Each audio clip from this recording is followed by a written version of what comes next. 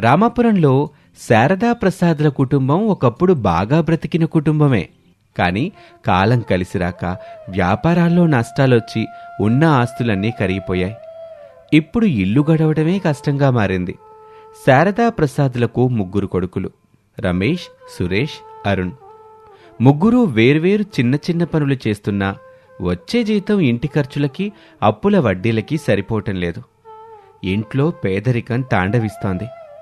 ఒకరోజు ఉదయం ఆ ఇంటి హాల్లో శారదా ప్రసాద్ విచారంగా కూర్చొని మాట్లాడుకుంటూ ఉంటారు. యావండి, ఈ నెల వడ్డీ కట్టడానికి కూడా చేతిలో చిల్లిగా అవ్వలేదు. ఇట్లాగైతే మన బతుకులు ఏమైపోతాయి? నాకు అదే అర్థం కావటం లేదు శారదా. ఒకప్పుడు నలుగురికి అన్నం పెట్టిన చేతులు మనయి. ఇప్పుడు మనమే అప్పు కోసం చేయి జాచాల్సి వస్తుంది. పిల్లలు 3 కష్టపడుతున్నారు గాని వాళ్ళ సంపాదన ఏ మూలకి సరిపోవటం లేదు. రమేష్ జీతం ఇంతడ్డికే సరిపోతుంది. సురేష్, అరుణ్ల సంపాదన కూరగాయలకి, పాలకే అయిపోతుంది. నాకెందుకో చాలా భయంగా ఉందండి. మొన్న ఆ వడ్డీ వ్యాపారి ఇంటికొచ్చి గొడవ చేశాడు. ఈసారి డబ్బులు ఇవ్వకపోతే ఇంటిని జప్తు చేస్తానంటున్నాడు. ఈ వయసులో మనం రోడ్డును పడాల్సి వస్తుందేమోనని దిగులుగా ఉంది. అలా జరగనివ్వని శారదా. నా ప్రాణం ఉన్నంత వరకు ఈ ఇంటిని ఎవ్వరూ తీసుకోలేరు. కానీ పరిస్థితి చేయి దాటిపోతుంది. ఏదో ఒకటి చెయ్యాలి. ఇంతలో 3 కొడుకులు రమేష్, సురేష్, అరుణ్లు దిగులుగా ఇంట్లోకొస్తారు. వాళ్ల మొహాలు చూస్తేనే ఏదో జరిగిందని అర్థమవుతుంది. ఏంట్రా ముగ్గురెట్టా వచ్చారు? ఈరోజు పనికి వెళ్ళలేదా? రమేష్, ఎందుకు దిగులుగా ఉన్నావు? అమ్మా, నిన్న ఫ్యాక్టరీలో చిన్న గొడవ జరిగింది. ఓనర్ గారు ఇకపై పనికి రావద్దని చెప్పారు. నాతో పాటు సురేష్ని, అరుణ్ని కూడా పనిలో నుంచి తీసేశారు. ఏంటి, పనిలో నుంచి తీసేశారా? అయ్యో దేవుడా, ఇప్పుడు మన పరిస్థితి ఏంటి? ఉన్న కాస్త ఆధారం కూడా పోయిందా? అవునన్నా, కంపెనీ నష్టాల్లో ఉందంట. అందుకే సగం మందిని తీసేశారు. అందులో మేం కూడా ఉన్నాం. ఇప్పుడు కొత్త పని వెతకాలంటే చాలా కష్టం నాన్న. ఎవ్వరూ పనివ్వటం లేదు. నా బతుకు ఎప్పుడు ఇంతేనా? కష్టాల మీద కష్టాలు వస్తున్నాయి. ఇప్పుడు ఇల్లు ఎలా గడుస్తుంది? రేపటి వంటగదిలో బియ్యం కూడా లేవు. ఆ సమయంలో శారద ఏడుపు చూసి కోడళ్ళు అనామిక, అవని, అంజలి అక్కడికి వస్తారు. విషయమంతా వింటారు. అనామిక ముందుకొస్తుంది. అత్తయ్య, ఊరుకోండి. కష్టాలు మనుషులకే కదా వచ్చేది. మీరేం భయపడకండి. ఏదో ఒక దారి దొరుకుతుంది. దారి దొరకడవా? ఉన్న దారులను మూసుకుపోయాయి అనామిక. నీకు తెలీదు, అప్పులు అల్లింటి మీదకొత్తే అంత అవమానము. అత్తయ్య, ఏడవకండి. మావయ్య గారు ఉన్నారు కదా, ఏదో ఒకటి ఆలోచిస్తారు. అవునత్తయ్య, ఇలా ఏడిస్తే సమస్య తీరదు కదా, మనం ఆలోచించాలి. ఆలోచించడానికి ఏముందమ్మా? ఇంక మా చేతుల్లో ఏమీ లేదు. ఇంకా దేవుడే దిక్కు మనకి. ఆ రోజు రాత్రి అందరూ పస్తులుంటారు. ఆ రాత్రి ఆకలితో పడుకున్న కుటుంబం పరిస్థితి చూసి 3 కోడళ్ళు చలించిపోయారు. మరుసటి రోజు ఉదయాన్నే అనామిక, అవని, అంజలి వంటింట్లో రహస్యంగా మాట్లాడుకుంటారు. చూశారా, అత్తయ్య మావయ్యలు ఎంత బాధపడుతున్నారో. మన భర్తలు కూడా నిస్సహాయంగా ఉన్నారు.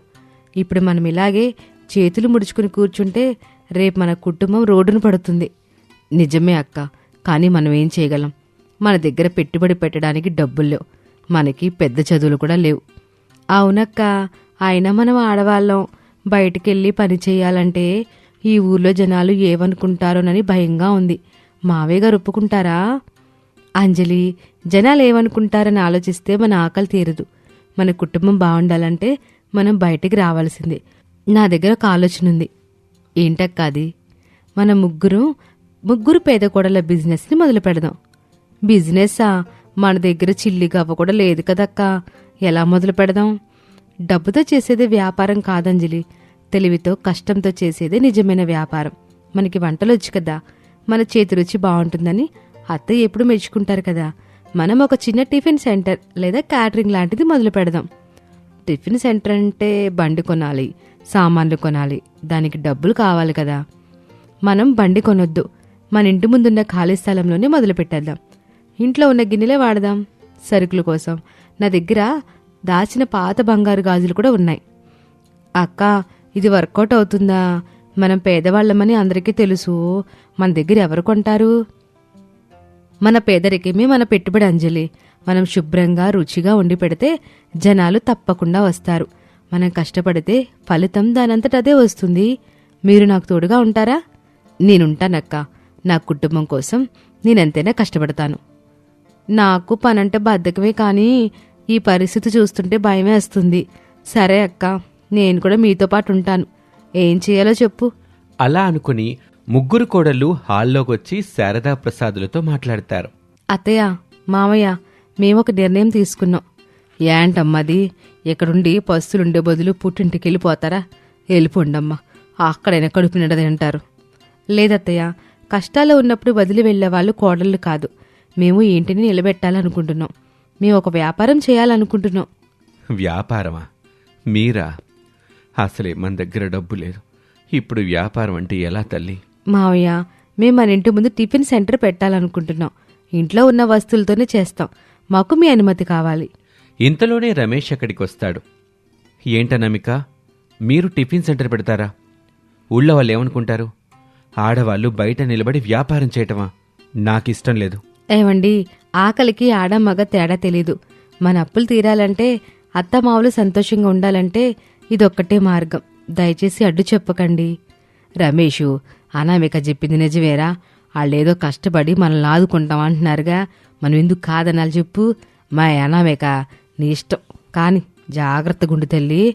సరేనమ్మా, మీ ధైర్యం నాకు నచ్చింది. కానీ పెట్టుబడి కోసం ఏం చేస్తారు? నా దగ్గరున్న పాత బంగారు గాజులమ్మి సరుకులు తెస్తాను మావయ్య. ఈ రోజు నుంచే పని మొదలు. అలా చెప్పి అనామిక తన పాత బంగారు గాజులమ్మి వచ్చిన డబ్బుతో బియ్యం, పప్పులు, నూనె తెస్తుంది.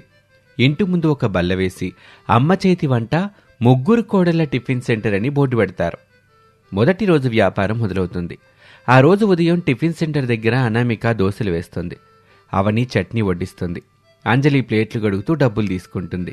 అబ్బా, కాళ్ళు లాగుతున్నాయక్క. సాయంత్రానికి లెక్కలు చూసుకుంటే పెట్టిన పెట్టుబడిలో సగం కూడా రాలేదు. అంజలి నిరాశపడింది. ఆ రోజు రాత్రి ఇంటి లోపల అందరూ కూర్చొని ఉంటారు. అంజలి బాధగా ఉంటుంది. అక్క, పొద్దంతా కష్టపడితే వచ్చింది 400 మాత్రమే. ఇలాగైతే మనం కోటీశ్వరులం ఎప్పుడవుతాం? అప్పులు ఎప్పుడు తీరతాయి? నాకు నడుము నొప్పి వస్తుంది. నేను రేపు రాను. అంజలి, ఒక్క రోజులోనే లాభాలు రావు. మనకి కాస్త ఓపిక ఉండాలి. అవునంజలి, ఈరోజు తక్కువ మంది వచ్చారు.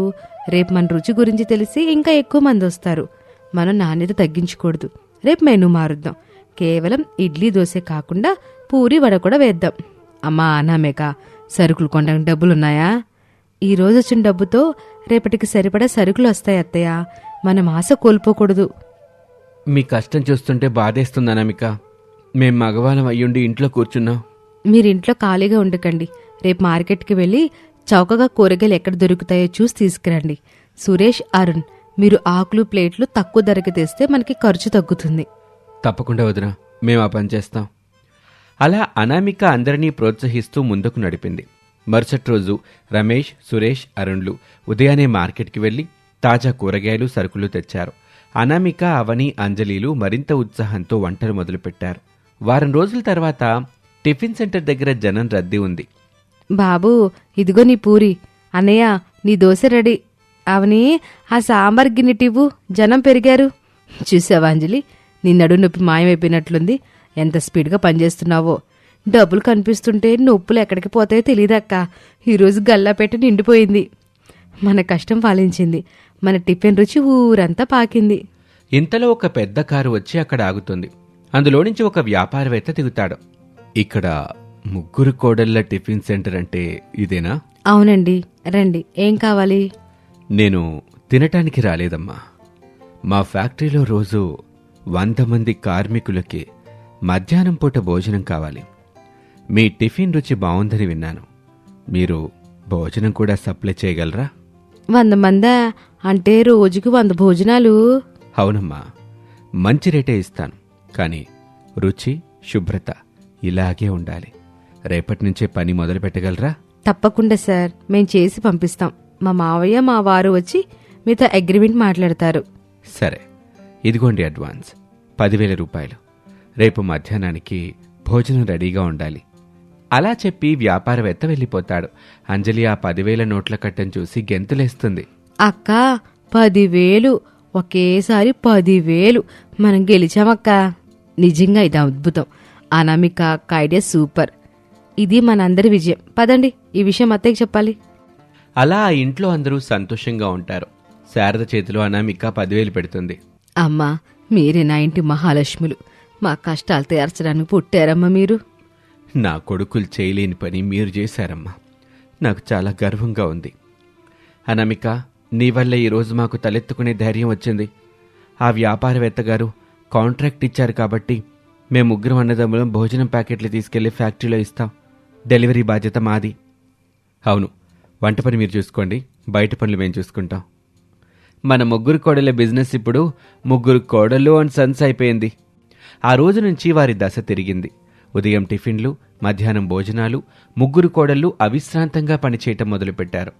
అంజలి బద్ధకం వదిలేసింది. అవని తెలివిగా సరుకులు ఆదా చేయటం, కొత్త కొత్త వంటకాలు చేయటం నేర్చుకుంది. అనామిక అందరినీ కలుపుకొని పోతూ వ్యాపారాన్ని పెంచింది. నెలకు మంచి లాభాలు రావటం మొదలైంది. కొన్ని నెలల తరువాత ఒకరోజు రాత్రి, అమ్మ అనామిక, మన అప్పులను తీర్చేసుకున్నాం. ఇంకా చేతిలో డబ్బు మిగిలింది. అత్తయ్య, నాకు కోరుకుంది. ఏంటమ్మా అంజలి, చెప్పు, ఏదైనా కొంటావా? లేదత్తయ్య, మన బిజినెస్ పేరు మార్చాలి. ఏవని? శారద గారి కోడల్లో గుమ్మగుమ్మల వంటలను పెడదాం. ఎందుకంటే మీ ఆశీర్వాదం లేకపోతే మేము ఇంత దూరం వచ్చేవాళ్ళం కాదు. అవునత్తయ్య, అంజలి చెప్పింది కరెక్ట్. వద్దులే అమ్మా, పేర్లో ఏవందే, మీ ప్రేమ ఉంటే చాలు. ఇంకో విషయం అత్తయ్య, మన ఊర్లో ఎవరైనా ఆకలితో ఉంటే వారికి మన టిఫిన్ సెంటర్లో ఉచితంగా అన్నం పెడదాం. మనం పడ్డ ఆకలి బాధ ఇంకెవరూ పడకూడదు. అద్భుతమైన ఆలోచన అనామిక. పేదరికం నుంచి వచ్చాం కాబట్టి పేదవాడి ఆకలి మనకు తెలుసు. ఖచ్చితంగా అట్టాగే చేద్దాం. అలా అనామిక చెప్పినట్టే వాళ్లు తమ వ్యాపారంలో కొంత లాభాన్ని పేదల ఆకలి తీర్చడానికి కేటాయించారు. అలా ముగ్గురు పేద కోడళ్ళు తమ కష్టంతో, తమ తెలివితో, ఐకమత్యంతో తమ కుటుంబాన్ని కష్టాల నుంచి గట్టెక్కించారు. ముగ్గురు పేద కోడళ్ల బిజినెస్ ఊరందరికీ ఆదర్శంగా నిలిచింది. కష్టాలొచ్చినప్పుడు భయపడిపోకుండా, బాధపడుతూ కాలాన్ని వృధా చేయకుండా, మంచి ఆలోచన చేసి కుటుంబాన్ని గట్టెక్కించగలిగే ఏదైనా ఉపాయాన్ని గనక చేయగలిగితే ఈ ముగ్గురు కోడళ్లలాగానే ఏ కుటుంబమైనా ఆనందంగా, సంతోషంగా ఉంటుందని ఈ కథ ద్వారా మనం ఈరోజు తెలుసుకున్నాం. ఇది వాల్టి కథ. మరొక ఆసక్తికర కథలో మళ్ళీ కలుద్దాం. అంతవరకు సెలవు, నమస్తే. అది రామాపురంలో శారదా ప్రసాదుల ఇల్లు. ప్రసాద్ గారి పెద్ద కొడుకు రమేష్ ప్రేమించి పెళ్లి చేసుకున్న అనామికది చాలా పేద కుటుంబం. ఇక రెండో కొడుకు సురేష్, మూడో కొడుకు అరుణ్. ధనవంతులైన బిడ్డలైన అవని, అంజలిలను వాళ్లు పెళ్లి చేసుకున్నారు. ఉదయం సమయం 6 గంటలవుతుంది.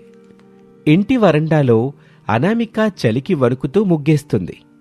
శారద లోపల్నుంచి, యావే అనామిక, ఇంకా ముగ్గేయడం అవ్వలేదా? ఎంతసేపు?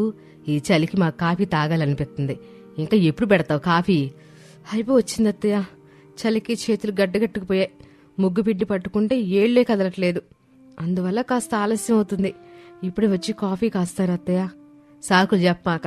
నీ పుట్టింట్లో చలికాలంలో పనులు చేయలేదా? మీ ఇంట్లో ఏమైనా పనులు ఉండేవాళ్ళ? అవని అంజలిలాగా నువ్వేమైనా ఏసీ గదులు పుట్టి పెరిగావా ఏంటి? పనులు నీకు అలవాటేగా, తొందరగా తాగలాడు. అనామిక కళ్ళల్లో నీళ్లు తిరిగాయి. చలికంటే అత్తగారి మాటలు ఆమెను ఎక్కువగా బాధించాయి. ఆమె ముగ్గు పూర్తి చేసి వంటింట్లోకి వెళ్తుంది. ఒకే గదిలో కూర్చొని కబుర్లు చెప్పుకుంటున్నారు. ఆ గదిలో హీటర్ ఆన్ చేసుంది. ఇద్దరూ ఖరీదైన ఊలు స్వెటర్లు, రగ్గులు కప్పుకొని మంచం మీద కూర్చొని కాఫీ కోసం ఎదురుచూస్తున్నారు.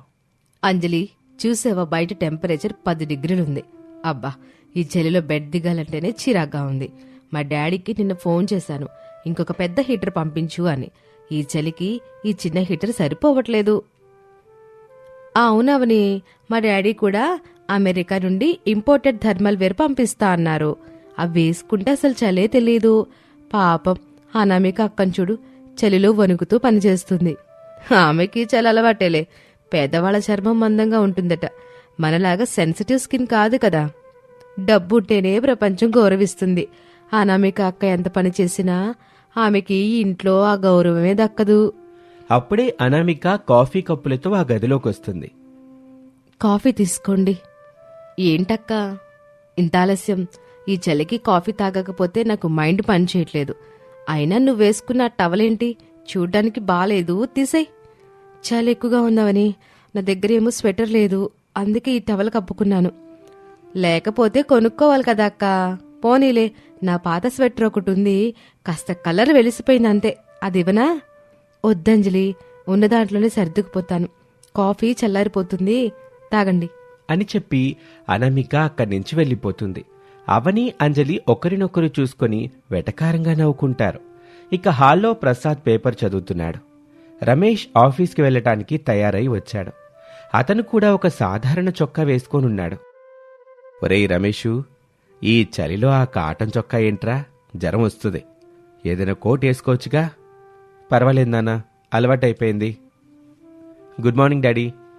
ఈరోజు ఆఫీస్కి అరుణ్ నేను కారులో వెళ్తున్నాం. బైక్ మీద వెళ్తే గడ్డగట్టుకుపోతాం. అన్నయ్య, నువ్వెలా వెళ్తున్నావు? బస్సులో సురేష్. ఈ చలిలో సేఫ్ కాదన్నయ్య, కారులో అయితే హాయిగా వెళ్ళొచ్చు. మాతో పాటు వస్తావా అన్నయ్య కారులో? పర్లేదు అరుణ్, నేను బస్సులోనే వెళ్తాను. నాకు బస్సులో వెళ్ళటం అలవాటే కదా. ఇంతలో అవని అంజలి ఇద్దరూ హాల్లోకి వస్తారు. సురేష్, ఈరోజు లంచ్ బయట చేద్దామా? అనామిక అక్క చేసే వంటలు రోజు ఒకేలా ఉంటున్నాయి. ఈ చలికి నాకు చైనీస్ ఫుడ్ తినాలని ఉంది. వద్దామనే, బయట తిండి తింటే ఆరోగ్యం పాడైపోద్ది. అనామిక వేడివేడిగా పొంగల్ చేసింది తినండి. పొంగలా? చి, పేషెంట్లు తినే తిండి. అత్తయ్య, మా స్టాండర్డ్స్ వేరు, మాకు నచ్చింది మేము తింటాం. అనామిక అక్క తన పేదరికానికి తగ్గట్టు వండుకొని తింటుంది. మమ్మల్ని కూడా అలాగే ఉండమంటే ఎలా? అంజలి, అన్నం పరబ్రహ్మ స్వరూపం. అన్నానికి పేద ధనిక తేడా ఉండదు. అనామిక పొద్దున్నే లేచి కష్టపడి వండింది. తినే అన్నాన్ని గౌరవించటం నేర్చుకోండి. మావయ్య గారు, మాకు నచ్చింది తినే స్వేచ్ఛ మాకుంది. అనామిక అక్కకి ఆ స్వేచ్ఛ లేదు కనుకే ఆమె అనకువుగా ఉంటుంది. అనామిక వంటింట్లో నుంచి ఇదంతా వింటుంది. కన్నీళ్లు తుడుచుకుంటూ పనిలో నిమగ్నమవుతుంది. ఇక సాయంత్రం చలి ఇంకా పెరిగింది. రాత్రి ప్రసాద్కి దగ్గు, జ్వరం మొదలైంది. ఆయన గదిలో దగ్గుతూ పడుకుని ఉన్నాడు. రమేష్ ఇంకా ఆఫీస్ నుంచి రాలేదు. శారదా, శారదా, ఆ ఇన్హేలర్ ఎక్కడుంది? ఊపిరి ఆడటం లేదు. కనబడడం లేదండి. అయ్యో, అయిపోయినట్టుంది. సురేష్, అరుణ్ ఎవరైనా ఉన్నారా? సురేష్, అరుణ్ ఇంకా రాలేదత్తయ్య. అవని అంజలి తమ గదుల్లో హీటర్ వేసుకుని సినిమా చూస్తున్నారు. శారద పరుగున వెళ్లి ఆ గది తలుపు తడుతుంది. అవనే, అమ్మ అవనే, మీ మావయ్య గారికి ఆయాసం వచ్చింది, మందులు కావాలి, సురేష్కి ఫోన్ చెయ్యమ్మా. అవని తలుపు తీసి, అత్తయ్య, సినిమా క్లైమాక్స్ లో ఉంది. ఇందాక చేసినప్పుడు సురేష్ ఫోన్ స్విచ్ ఆఫ్ వచ్చింది. అయినా ఆయనకి ఎప్పుడు ఉండేదే కదా, ఆవిరిపడండి, తగ్గుతుంది. మా దగ్గర మందులు లేవు అత్తయ్య, బయట చలిగా ఉంది, మేం బయటికి రాలేము. అనామిక అక్కని పంపించండి మెడికల్ షాప్కి. ఇంత రాత్రిపూట ఈ చల్లో ఆడపిల్లని బయటికి ఎట్టా పంపిస్తాం? మీ దగ్గర కారు ఉందిగా, ఎవరైనా డ్రైవ్ చేసుకుని వెళ్ళొచ్చుగమ్మా. అత్తయ్య, నాకు నైట్ డ్రైవింగ్ రాదు, అంజలికి చలి పడదు, మీరే ఏదో ఒకటి చేసుకోండి అని తలుపేసేస్తుంది అవని. శారద నిస్సహాయంగా నిలబడుతుంది. ఇంతలో అనామిక అక్కడికొస్తుంది. ఏమైంది అత్తయ్య? అనామిక, మావయ్య గారికి ఆయాసం ఎక్కువైపోయింది, మందుల్లో ఇలా జీవితం పట్టించుకోవట్లేదు. కంగారు పడకండి అత్తయ్య, నేనున్నాను కదా. మా నాన్నగారికి కూడా ఆస్తమా ఉండేది. ఆయుర్వేద మందులు ఎలా తయారు చేయాలో నాకు తెలుసు. వంటింట్లో సొంటి మిరియాలున్నాయా? ఉన్నాయి తల్లి. పదండి, నేను కషాయం చేస్తాను. అలాగే ఆవ నూనెలో కర్పూరం వేసి కాచి మావయ్య గారి ఛాతికి రాస్తే కాస్త ఉపశమనం కలగొచ్చు.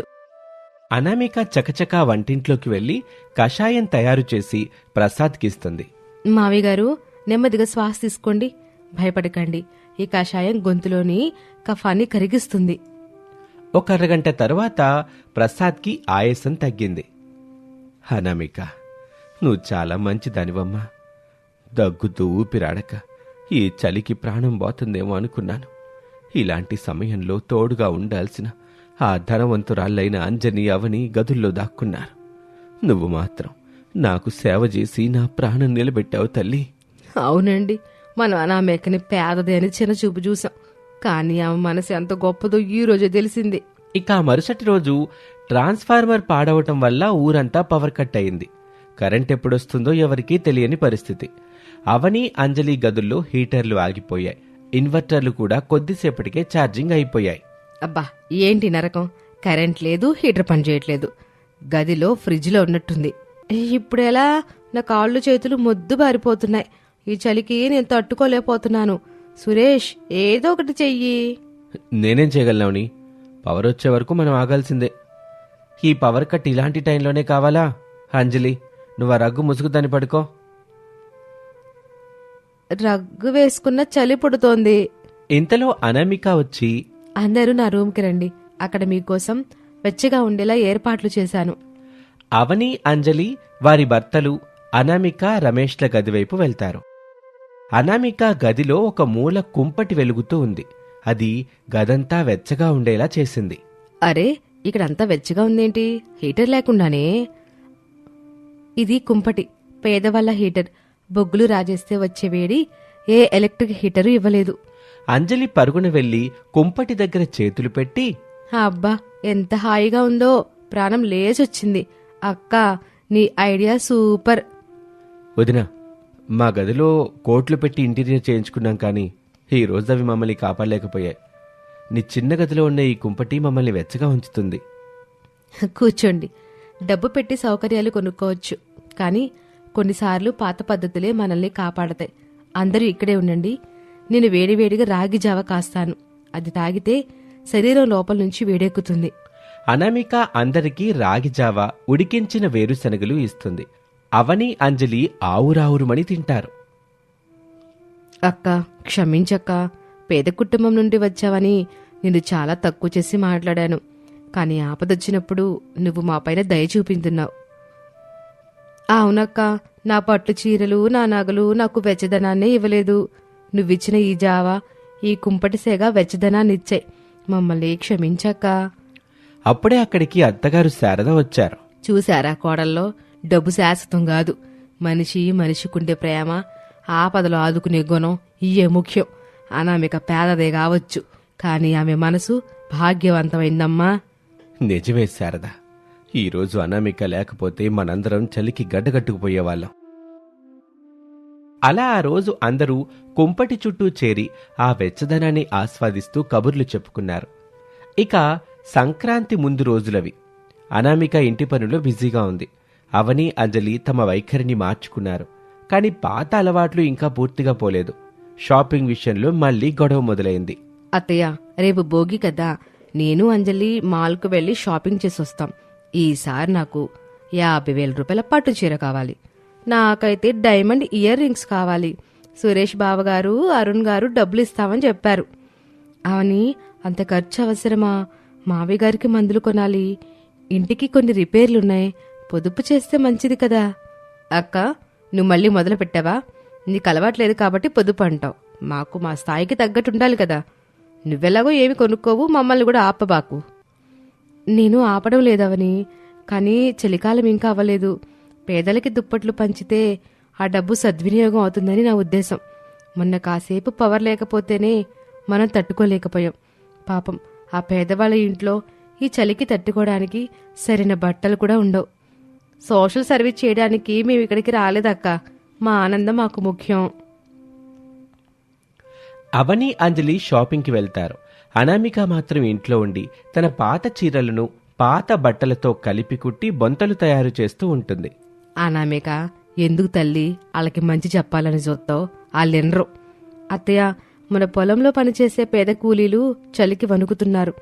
వాళ్ళకి కప్పుకోవడానికి ఏమీ లేదు. ఈ బొంతలు వాళ్ళకిస్తే వాళ్ళ ఆశీర్వాదం మన కుటుంబానికి ఉంటుంది. ఇక సాయంత్రం అవని, అంజలి భారీ షాపింగ్ బ్యాగులతో ఇంటికొస్తారు. కాని వారి ముఖాలు మాడిపోయి ఉంటాయి. యావైంది? షాపింగ్ బాగా జరిగిందా? లేదత్తయ్య, మేము మాల్ నుంచి వస్తుండగా దారిలో మా కారు ఆగిపోయింది. డ్రైవర్ చెక్ చేస్తే ఇంజన్లో ఏదో ప్రాబ్లం అన్నాడు. అక్కడ నిర్మానుష్యంగా ఉంది, చలి అయితే విపరీతంగా ఉంది. మేము కారులో నుంచి దిగి నిలబడ్డాము. అటుగా వెళ్తున్న కొందరు ఆకతాయిలు మమ్మల్ని ఏడిపించారు. మా చేతిలో ఉన్న బ్యాగు లాక్కోవడానికి ప్రయత్నించారు. అప్పుడు ఒక ముసలాయన, అతని కొడుకులు వచ్చి మమ్మల్ని కాపాడారు. వాళ్ళ ఆకతాయిల్ని తరిమి తరిమి కొట్టారు.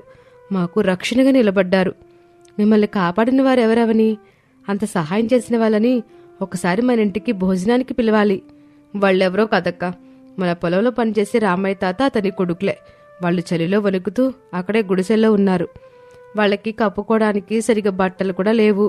కానీ మమ్మల్ని చూడగానే, అమ్మా మీరు ప్రసాద్ గారి కోడళ్ళు కదా, భయపడకండి అని రక్షణగా నిలబడ్డారు. అక్క, నువ్వు కుడుతున్న ఆ బొంతలు వాళ్ల కోసమేనా? అవునవని. మేము ₹1000 పెట్టి చీరలు కొనుక్కున్నాం, కానీ అవి మాకు రక్షణ ఇవ్వలేదు. ఆ రామయ్య తాతకి మేము ఏ సహాయం చేయలేకపోయినా మాకు రక్షణగా నిలబడ్డాడు. నువ్వు వాళ్ల కోసం బంతులు కుడుతున్నావు. నిజంగా నువ్వు గ్రేట్ అక్క. మేం కొన్న ఈ పట్టు చీరలు మాకొద్దు, వీటిని వెనక్కి ఇచ్చేసి ఆ డబ్బుతో రామయ్య తాతి లాంటి వాళ్ళకి దుప్పట్లు, స్వెటర్లు కొందామక్క. ఇప్పుడు మీరు నిజమైన కోడలయ్యారు. మీ మనసులో ఉన్న అహంకారం ఇప్పుడు పూర్తిగా పోయింది. అవునమ్మా, ఈరోజు మీరు ఆడంబరాల కంటే మానవత్వమే గొప్పదని తెలుసుకున్నారు. ఇక భోగి పండుగ రోజు ఇంటి ముందు పెద్ద భోగిమంట వేశారు. అనామిక, అవని, అంజలి కలిసి పేదలకు దుప్పట్లు, బొంతలు పంచుతున్నారు. రామయ్య తాత ఒక బొంత తీసుకుని, అమ్మా అనామిక, నువ్వు చల్లగా ఉండాలి తల్లి. ఈ చలికి మేం బతుకుతాము లేదు అనుకున్నాం. ఇది నేనొక్కదాన్నే చేయలే తాత. నా తోటి కోడళ్ళు అవన్నీ అంజలి డబ్బులు ఇచ్చి దుప్పట్లు కొన్నారు. వాళ్ళని దీవించు. మీరు నన్ను కాదు, వాళ్ళని దీవించాలి. వద్దు తాత, ఆ రోజు మీరు మమ్మల్ని కాపాడారు. ఇది మా బాధ్యత. డబ్బునంత మాత్రాన గొప్పవాళ్లం కాము. ఆపదలో ఆదుకునే వాళ్లే గొప్పవారని అనామిక అక్క వల్లనే మేము తెలుసుకున్నాం. అవును తాత, ఇక నుంచి మా డబ్బు ఆడంబరాలు కాదు, అవసరాలకే వాడతాం. ప్రసాద్, శారద కొడుకులు అందరూ ఆ దృశ్యం చూసి మురిసిపోతారు. చూసావా నాన్నా, చలికాలం మన ఇంట్లో మార్పు తెచ్చింది. అవునరా, పేదరికం, సంపద అనే భేదాలు మనసులో ఉండకూడదని ఈ చలికాలం నేర్పించింది. అనామిక మంచితనం అనే వెచ్చని మంట అవని, అంజలిలోని అహంకారం అనే మంచుని కరిగించేసింది. వదినా, యు ఆర్ ది బెస్ట్. మా ఆవిని మార్చినందుకు థ్యాంక్స్ వదినా. అందరూ బాగుండాలి, అందులో మనం ఉండాలి. అదే మా నాన్న నేర్పిన పాఠం. పదండి, లోపల పొంగలారిపోతుంది, అందరం కలిసి తిందాం. అక్క, ఈరోజు వడ్డించే డ్యూటీ నాది, నువ్వు రెస్ట్ తీసుకో. గిన్నెలు తోమే డ్యూటీ నాది. అందరూ గట్టిగా నవ్వుతారు. ఆ చలి ఉదయం ఆ కుటుంబం మధ్య ప్రేమానురాగాలు సూర్యకాంతి కంటే వెచ్చగా అనిపించాయి. అలా రామాపురంలో ఆ చలికాలం ఒక తీపి జ్ఞాపకంగా మిగిలిపోయింది. డబ్బు కంటే మనిషి గొప్ప అని, అహంకారం కంటే అణుకువ మిన్న అని ఆ ఇంటి కోడలు నిరూపించారు. ఇప్పుడు ఆ ఇంట్లో రిచ్ కోడలు, పూర్ కోడలు అనే తేడా లేదు. అందరూ శారదగారి కోడళ్ళు మాత్రమే. ఇది వాల్టి కథ. మరొక ఆసక్తికర కథలో మళ్ళీ కలుద్దాం. అంతవరకు సెలవు. నమస్తే.